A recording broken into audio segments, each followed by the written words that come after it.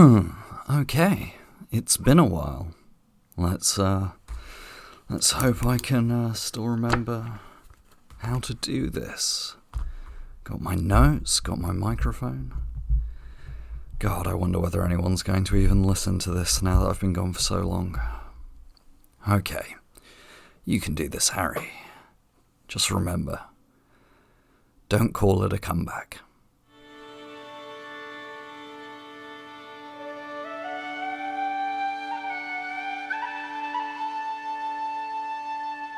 Hello, and welcome to the Daily Rings of Power podcast, your daily dose of the latest news, rumours, and speculation about the Lord of the Rings, the Rings of Power. The day is Friday, November 25th, and I'm your host, Harry. I hope you're having a wonderful morning, afternoon, or evening, wherever you are in the world. First of all, I want to say how fantastic it is to be back recording a new episode. But of course, I also need to offer an apology to all my loyal listeners who have waited so long. I really only intended to take a week's break after our Season 1 finale episode, but it turned out to be a bit longer. And after nearly 30 episodes across 3 months, I needed a slightly longer break from the podcast. However, we are back with a bang today, as we get to celebrate the release of our first real behind-the-scenes content from Season 1 of The Rings of Power.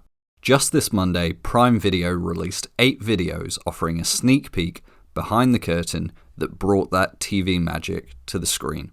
The videos included interviews with cast and crew, insights into the production process, and I think some hints about scenes that never made the final cut. In today's episode, we're going to dive into all 45 minutes of that behind-the-scenes goodness, where I'll highlight some of the things I found most interesting, talk about what was missing, and look forward to what other behind-the-scenes content we're likely to get down the line. But just because this is our first episode in a while, that doesn't mean we can start it off without a reading from the Professor's work. Today's reading comes from The Lord of the Rings, Book 6, The Grey Havens. At last the 3 companions turned away, and never again looking back, they rode slowly homewards. And they spoke no word to one another until they came back to the Shire, but each had great comfort in his friends on the long grey road. At last they rode over the downs and took the east road, and then Merry and Pippin rode on to Buckland, and already they were singing again as they went. But Sam turned to Bywater, and so came back up the hill as day was ending once more. And he went on, and there was yellow light and fire within, and the evening meal was ready, and he was expected. And Rose drew him in, and set him in his chair, and put little Eleanor upon his lap. "Well, I'm back," he said. I chose that reading both because I suppose I have finally returned to doing the podcast, but also I love the idea of finding comfort in friends on a long journey. Hopefully, as we begin the long wait for Season 2, we can all find comfort in the fellowship of this wonderful Tolkien community. Now, as I said, Monday saw the release of 8 behind-the-scenes videos, 1 for each episode, and averaging about 5 to 6 minutes in length. I'm not going to go through these one at a time. Instead, I'll talk about my overall impressions first, then I'll pull out some of the most interesting quotes I found from cast and crew, as well as the details around production that were most revealing. And then we'll talk about the future behind-the-scenes content that's hopefully to come. Starting from the top, it seems an almost cliché thing to say at this point, but the scale of the production, even after seeing the whole of Season 1, continues to blow me away. Much has been said, positive and negative, about the fact this is the most expensive TV production ever made. But when you see everything that went into it, you start to understand why. The most obvious example of this throughout the behind the scenes is the immense scale of the sets that were built for each location. We had heard so much about how they had practically built an entire city set for Númenor, and the truth is not far off. In some ways, going back and watching the scenes set in Númenor doesn't even accurately capture the sheer size of these sets.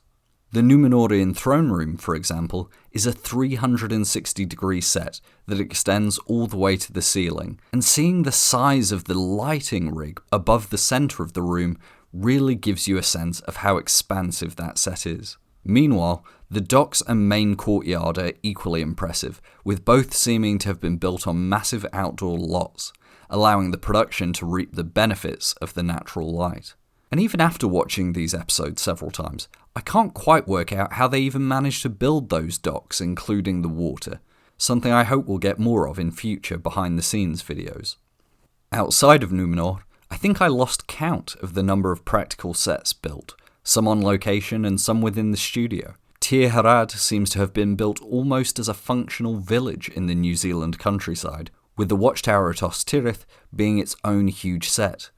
Whilst Khazad-dûm seems to have made use of half a dozen indoor sets inside the kingdom, the actual outdoor entrance was built itself, including a false cliff face with its own functioning water feature. It's in small details like this where I'm beginning to realise how impressive the VFX for the show truly is, in its ability to blend the practical sets with composite backgrounds so seamlessly that I can't tell where the CGI ends and the real thing begins. However, the one that blew me away completely unexpectedly was the amount of work that had been put into the Eregion sets. Obviously, you had incredibly detailed interior sets, such as Celebrimbor's workshop and later the Forge, where they included so many fun details. In the study, one of these Easter eggs was a scroll that, thanks to our wonderful Elvish translator Wizardway Chris, it was revealed to concern the construction of the high road between Eregion and Khazad-dûm, something that readers of the books will recognise and hopefully hints at a more developed relationship for Celebrimbor with the dwarves in Season 2. The forge itself was so intricately realised that they were able to shoot the scene of Galadriel melting Finrod's dagger through a hidden panel in the back of the forge to give that wonderful shot of the forge doors closing on Galadriel. However, beyond the interior, there was also a tremendous amount of exterior work done as well, with the courtyard and even the bridge and entranceway to Eregion being rendered in an outdoor set. But that is not even the most impressive detail. For the scene of Galadriel finding out Halbrand's true identity by the river, the production built that exterior stone set on location, and according to Green's supervisor Simon Lowe, had grown nearly 6,000 plants and flowers to then dress this outdoor set. All of that work was done for just 2 days of shooting and only resulted in less than 3 minutes of screen time. The level of effort and attention to detail for just that one scene really blew me away and demonstrated the extent to which this production is going to try and build a real world that we can feel like we could walk through. Now, I could go on and on about the production design. The fact that the destroyed village in the Inferno for episode 7 was a giant indoor set. The fact that full-scale ships were built to be used for the Númenórean naval scenes. Or the gigantic water tanks that were solely used for the scenes of Galadriel and Halbrand on the raft. I am sure there's more to be revealed in future, especially with locations like Lindon not even covered in the videos.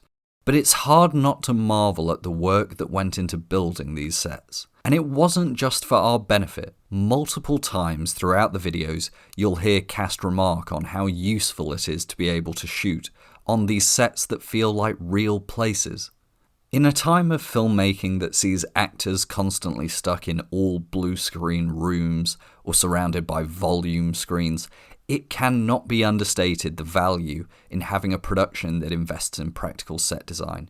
That feeling of acting in a real-world set is obviously beneficial, and it translates clearly to the screen and to our own viewer experience. Disappointingly, we got very little in these videos about costume, makeup, or prosthetic design. There are a few brief snippets with costume designer Kate Hawley and some close-ups of the orc prosthetics, but fingers crossed we'll be getting more insight into that side of things in the future.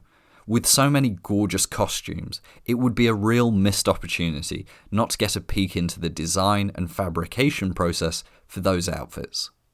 However, one area where we got a good amount of insight was for the stunt department. One thing that stuck out to me was how ingrained the involvement of stunts was in the overall production process. I suspect in part due to the presence of Vic Armstrong as the second unit director. Vic really shined as one of the behind-the-scenes star players in these videos, and it's no surprise as he brought a career of being a stunt coordinator and supervisor to the production. I have no doubt this influence played a big role. Again, what I took away from these videos on the stunt work side was the variety and breadth of stunts that the show tried to execute in one season. Obviously, there was the usual swordsmanship, horse riding, and stunt fighting that you'd expect in a fantasy TV show, but then you have to add on top an impressive amount of wire work for characters like Arondir, and the underwater sequences involving Morvith Clark and Charlie Vickers. Speaking of Morvith, it's quite clear that she had a gargantuan task in terms of the range of stunts she took on for just this season. Her stunt work was repeatedly praised by the crew, with supervising stunt coordinator Glenn Suter remarking on Galadriel's sparring sequence that she had to learn over 60 individual movements or beats for that scene. Similarly, her horse riding skills garnered equal praise, and I was amazed to see how much of that horseback chase for Dar she took on herself, with Vic Armstrong remarking how beautiful it was to see her interacting with the horse whilst galloping. Ismael Cruz Cordova also shared interesting details on his stunt training. As we knew from pre-season interviews, Ismael had worked with the stunt team to develop Arondir's fighting style, as it was so integral to the character, drawing on Afro-Brazilian martial arts to develop something really unique in terms of fantasy action. However, Ismael perhaps deserved even higher praise for his wire work, considering he revealed in the videos that he does suffer from a fear of heights. It's the little details such as this that always make me appreciate the hard work that goes into a production, even if it's just a cast member overcoming a personal fear so they can still deliver a performance without asking the audience to ignore an obvious stunt double. One of these small details that will probably go unnoticed is the degree to which the cast learned crafts related to their characters, such as the fact that Charlie Vickers was learning blacksmithing so he could convincingly carry off the scenes of Halbrand smithing in Númenor. To quote Charlie, "If you weren't filming, you had training 1 or 2 times a day based on what your character was doing." It's things like this that show for many of the actors they put so much time outside of just being on the camera to bring their characters to life. It really shows the value of hiring actors who are passionate about the source material and care about delivering an authentic experience for fans. As I said, there's so many more aspects of the show's production that I would have loved to see insight into in these videos, from the concept art design to the costuming, and from the process of pre-production adaptation and screenwriting to the VFX in post-production. There's a lot we've yet to see. But one of the perhaps unexpected aspects of these videos was the additional insight into the character motivations behind some of our key players, with the actors offering new information that made me think more deeply about their character journeys. I'll highlight a few of the examples that I found most interesting, including comments from the episode directors as well. Unsurprisingly, Morvith Clark was a frequent contributor throughout these videos, and offered a more detailed interior perspective on Galadriel's motivations throughout the season. As we would expect, the theme of Galadriel coping with her grief and sorrow through this quest of struggle and conflict was a recurring idea. Interestingly, Morvith even seemed to give Gil-galad's motivations a more generous reading than many fans have, as Morvith said that she thinks, "Gil-galad can see that she's not well. She's being saved from the viciousness and brutality of war." Despite having my own qualms about Gil-galad's portrayal this season, I do find it interesting to frame his behaviour towards Galadriel in a more paternal and protective manner than I originally had done. Once Galadriel arrives in Númenor, I think we get some of the best insights into the way she acts in the Island Kingdom. Many fans seem to think that she was strangely abrasive and arrogant in her dealing with the Númenóreans, but in fact it was this very idea that Morvith was leaning into. She talks about the idea that Galadriel's come from Valinor, so she's one of the oldest, but I would say she's one of the most out of touch because of that. She's kind of the aristocrat elf. And Morvith also reinforced the idea that Galadriel is suffering from a kind of tunnel vision, saying that Galadriel at this point is one-track minded, and there's an element of selfishness in what she's doing, but she's also faced with this incredible woman in Miriel who is equal to her. As my frequent co-host Anna always pointed out on our episode discussions, you could see how Morvith was playing with the idea of Galadriel's immortality manifesting itself in an arrogance in how she deals with others. What's also interesting is the way Morvith talks about what Galadriel is actually trying to achieve, describing her success in sailing to Middle-earth as a battle she actually has won, and saying that Galadriel is striving for a glory that will give her closure, still seeing the world as pieces of her puzzle that she puts together. But where I got the most insight from Morvith's comments was in the discussion of episode 7, dealing with the aftermath of Mount Doom. Talking about her scene with Theo where she first mentions her lost husband, Morvith said, "It is the first time that I think you really see a glimpse back to the person that could have existed in the prologue. Through her shame and devastation, there's an element of peace to her, because for once, she's not running." This, I think, gives us our biggest clue as to Galadriel's arc in Season 2, and beyond. As I've long stated, it's clear we're exploring a character whose arc is about overcoming her grief by realizing she can't fight her way out of it. And I think that now, as Morvith puts it, she's not running. We'll be able to see how Galadriel tries to heal her soul in other ways. One last interesting comment that Morvith made was not solely about her own character, but of the difference between an elf like Galadriel and a sylvan elf warrior like Arondir. She frames that dichotomy as, Galadriel's consequences are all in her own mind and her own sorrow, whereas Arondir's consequences are in his day-to-day life. The reason I like this framing so much is because it's an area of the elvish cultural divide that I want the show to explore more of.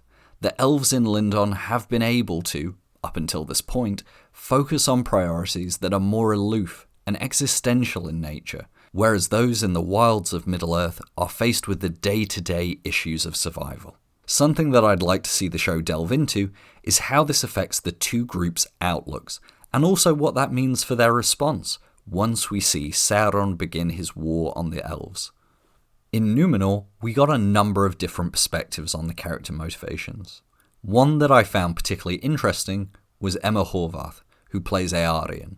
Discussing her admiration for Pharazôn as part of her desire to join the Builders Guild, she describes him as a true working-class hero and man of the people. He's the embodiment of the new direction Númenor has taken. Whilst Pharazôn himself is not a working-class character, being the cousin of the Queen after all, I think it's very telling that the show is very much framing Pharazôn as a populist leader. Combining that with director Wayne Yip's comments that Pharazôn has a silver tongue and a way with the people, you can see the show already beginning to lay the foundations for his rise to power, in a way that Tolkien never went into detail with. Staying with Númenor, we also got a brief but perhaps telling view into Isildur's mind.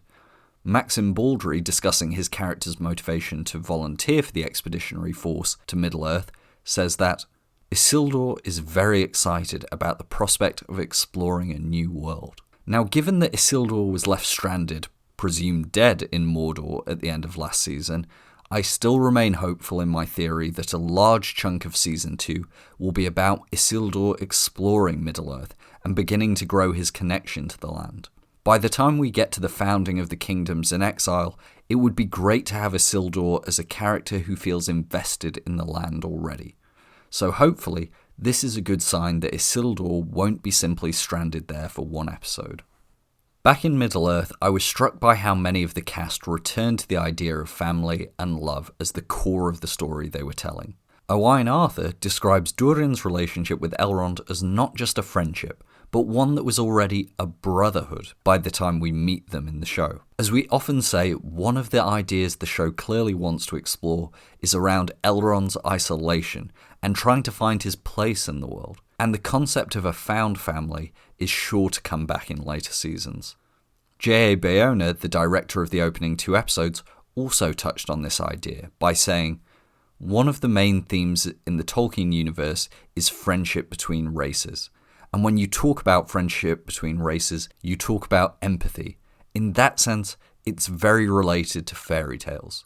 I have to say there's something really lovely about one of the crew working on the show tipping his hat to Tolkien's love for fairy stories and seeing that translate all the way to an on-screen adaptation.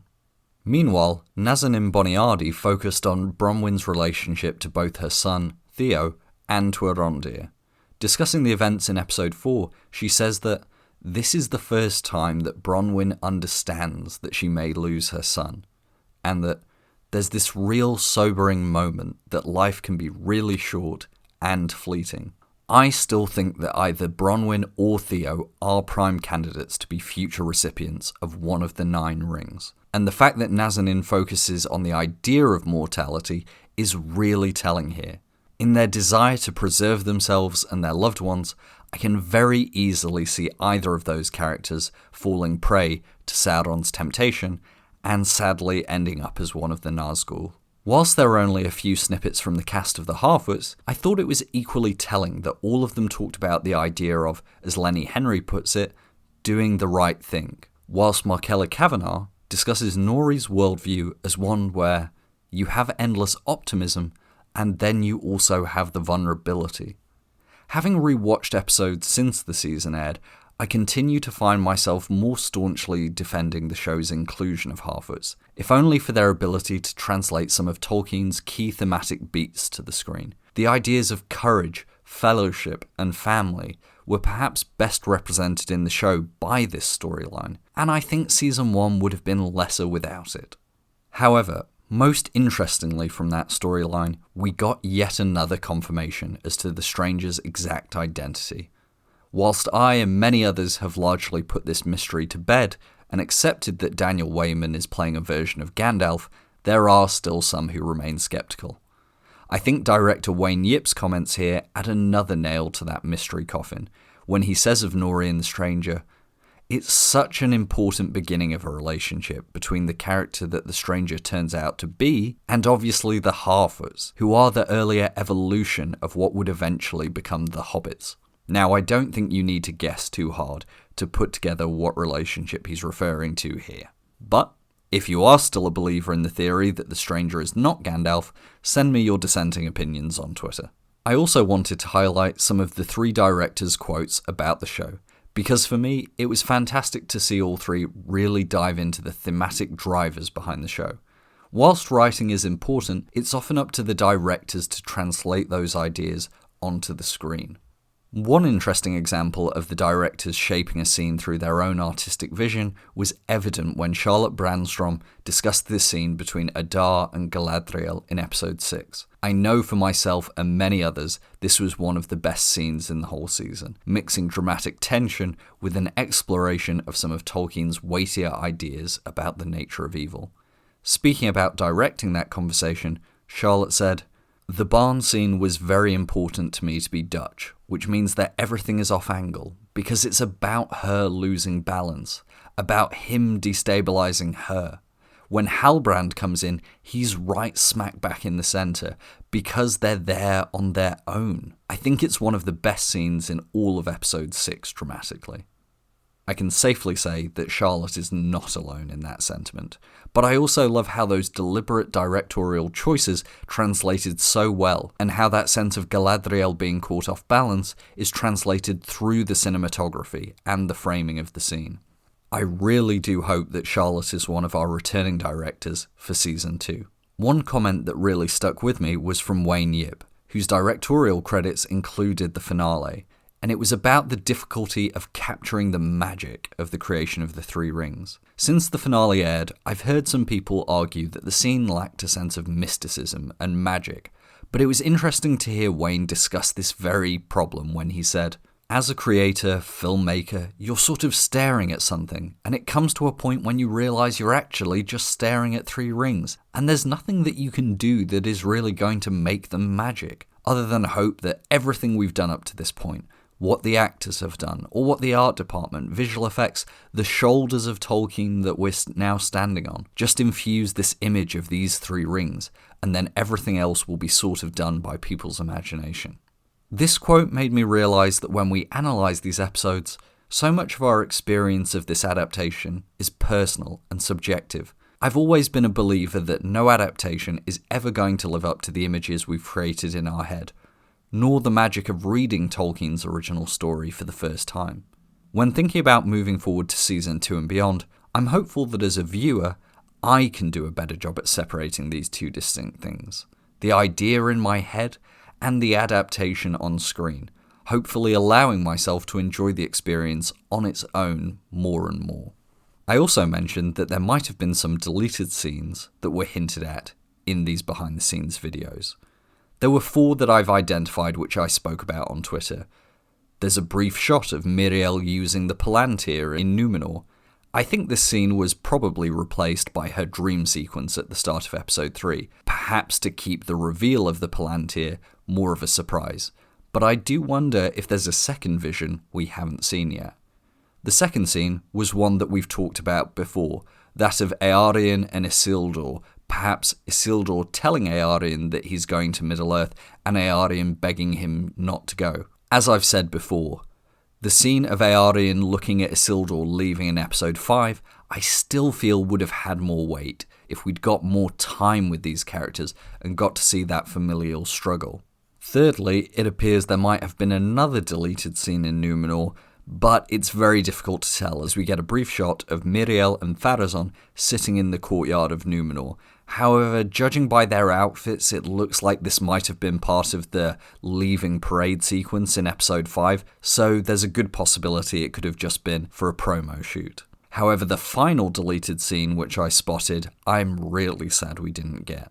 It seems to be a scene of Disa exploring a vein of Mithril in Khazad-dûm with Durin. Now, one thing I really wished we'd got more of was the idea of the dwarves singing to the mountain and resonating to look for ore. I think it would have been a nice moment to have actually seen Disa doing this with Durin to show her own commitment to finding Mithril. But who knows, maybe we'll see more of that in Season 2. Now that's everything I wanted to cover about the release of this behind the scenes content.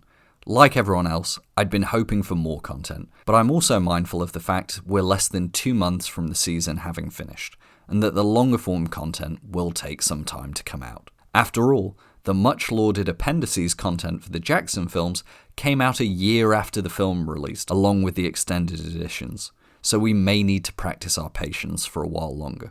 As for what I'd like to see in future behind the scenes content, I think in particular I'm interested in more insight from the showrunners about specific narrative decisions they made and get inside their adaptation process. Whilst we've had numerous interviews with JD and Patrick, seeing them at work on the production would shed new light on their thought process and decision making.